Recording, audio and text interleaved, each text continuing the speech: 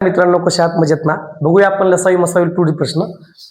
मनीष आणि सुनीता यांच्या वयाचा लसावी 60 असून त्यांच्या वयाचे गुणोत्तर 5:6 आहे, तर दोघांचा वयाची बेरीज किती?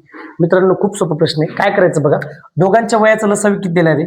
लसावी बरोबर आपल्याला दिलाय 7 आणि यांच्या वयाचं गुणोत्तर आपल्याला दिले 5:6.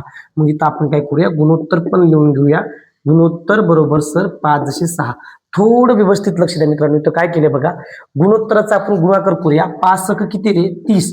म्हणजे या 30च्या दुप्पट तुम्हाला काय दिलंय त्यांनी? लसावी दिलाय, बरोबर ना? गुणोत्तरातील गुणाकारांच्या दुप्पट लसावी दिलाय.